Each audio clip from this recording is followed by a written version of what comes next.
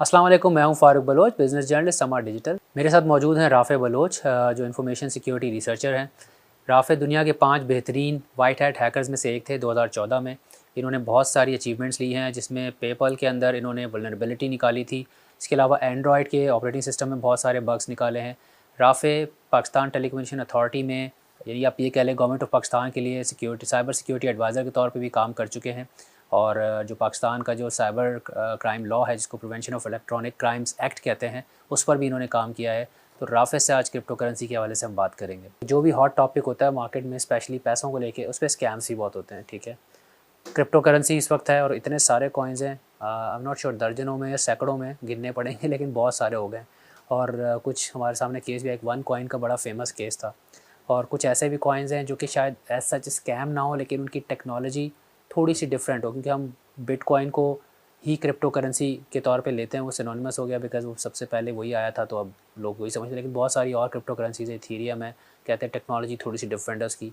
इस तरह के बहुत सारे, इसी तरह से रिपल है। रिपल के बारे में रिपोर्ट्स आ रही होती हैं कि उसको आप माइन नहीं कर सकते, वो टेक्नोलॉजी डिफरेंट है, लेकिन उसमें भी लोग पैसे कर रहे हैं। तो एक आम आदमी को ये कैसे समझ में आएगा, या क्या ये वाकई पॉसिबल है कि आप इंटरनेट पे रिसर्च वगैरह करके या कोई आर्टिकल्स पढ़ के समझ सकेंगे कौन सा कॉइन स्कैम है और कौन सा स्कैम नहीं है, लेकिन उसकी वर्थ बहुत कम है बिकॉज वो टेक्नोलॉजी डिफरेंट है? ये कैसे पता चलता? देखिए, मैं रूल ऑफ थंब बता देता हूँ। मेरे एक्सपीरियंस में जितने भी MLM स्कीम्स होती हैं, मल्टी लेवल मार्केटिंग जो होती हैं, वो मोस्टली फ्रॉड्स होते हैं।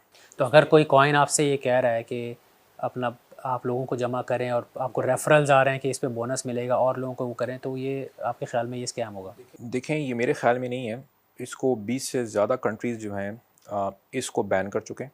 सऊदी अरेबिया में बैन है, बांग्लादेश में बैन है, US में भी काफ़ी स्टेट्स में जो है ना ये बैन है। जब भी ऐसा कोई मैकेनिज़्म हो जिसमें एग्जिस्टिंग यूज़र्स को पैसे देने के लिए आपको नए यूज़र्स रिक्रूट करने पड़ें और उस पूरी स्कीम का कोई बिजनेस मॉडल नहीं हो, तो ये एक MLM और एक पॉन्जी स्कीम होती है।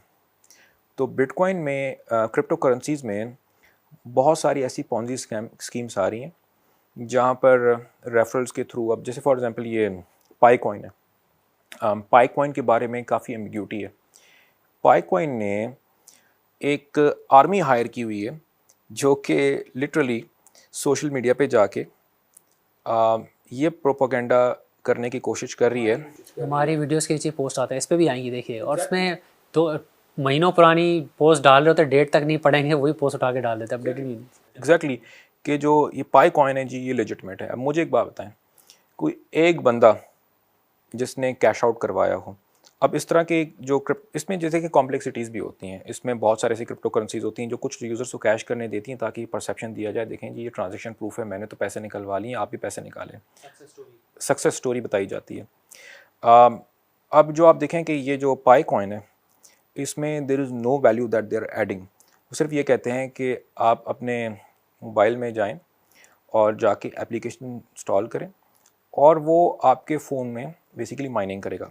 अब mining is a process of confirming the transaction. Normally अगर आप सेंट्रलाइज इन्वायरमेंट में होते हैं, आप बैंक्स में होते हैं, तो बैंक्स होते हैं जो ट्रांजेक्शन को कंफर्म करते हैं। लेकिन डिसेंट्रलाइज इन्वायरमेंट में माइनर्स होते हैं जो कि ट्रांजेक्शन को कंफर्म करते हैं और एल्गोरिथम उनको एक रिवॉर्ड दे रहा होता है। और उसी तरीके से नई करेंसी जो है ना, बगैर इन्फ्लेशन जो है ना क्रिएट किए हुए सिस्टम के अंदर इंजेक्ट की जा रही होती है। तो अब इसमें आप देखें कि ये जो कॉन्सेप्ट है कि मोबाइल से आप माइनिंग करें, ये नया कॉन्सेप्ट जो है नहीं है। इलेक्ट्रोनियम हो गया, और भी एक दो करेंसीज़ हैं जिनका एक कॉन्सेप्ट है जो पाई कॉइन ने ना कॉपी किया। फिर उसके बाद आप ये देखें कि जिस वक्त करेंसी माइन हो रही होती है, ट्रांजैक्शन कंफर्म की जा रही होती है, उस वक्त एक मैथमेटिकल प्रॉब्लम जो है ना सॉल्व किया जा रहा होता है, जिसमें CPU के बेसिकली तमाम रिसोर्सेज जो हैं वो यूटिलाइज़ किए जा रहे होते हैं। लेकिन अगर आप ये पाई कॉइन अगर आप चलाएं, तो आप देखेंगे कि आपकी कोई CPU यूटिलाइजेशन स्पाइक नहीं करेगी। उसका मतलब ये है कि that application is just sitting there and doing nothing. अच्छा, इसमें लोग जो काउंटर आर्गूमेंट देते हैं वो कहते हैं कि हमसे तो वो पैसे नहीं मांग रहे, सिर्फ वन कॉइन था। आप वन कॉइन में जाएं तो आप देखें वो ये कहते हैं कि एजुकेशनल पैकेजेस जो है ना आप परचेज करें और उसके बाद आपको टोकन मिलेगा, और जब उसकी वर्थ जब भी मार्केट में लॉन्च होगा, और एक्सचेंजेस भी उन्होंने अपनी बनाई हुई थी कि सिर्फ इसी एक्सचेंज पे होगा। कुछ यूज़र्स को उन्होंने विड्रॉ करने दिया, उसके बाद 2 हफ्ते बाद वो एक्सचेंज कुछ टाइम बाद जो है ना 2 हफ्तों के लिए मेंटेनेंस पे चलेगी, और उसके बाद डॉक्टर रूजा जो है ना वॉज नेवर सीन अगेन। तो वहाँ पर भी यही एक नैरेटिव था, ये भी सिमिलर नैरेटिव है। अब आप देखें कि रेफरल से आप और यूज़र्स ला रहे हैं, जितने आप यूज़र्स लाएंगे वैसे वैसे आपका लेवल अप होता जाएगा। अब वो एक नंबर है जो आपके मोबाइल फ़ोन में इंक्रीज़ हो रहा है, जिसको आप बेसिकली कहीं भी जो है ना कैश आउट नहीं कर सकते।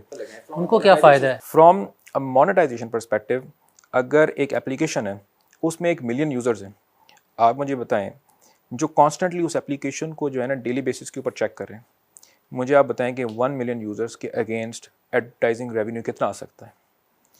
तो ये वेट करते हैं इस तरह की स्कीम्स जो होती हैं कि एक टाइम तक एक पॉपुलैरिटी इंक्रीज़ हो और ऑडियंस बिल्ड हो, और उसके बाद एड से जो है ना पैसा कमाया जाए।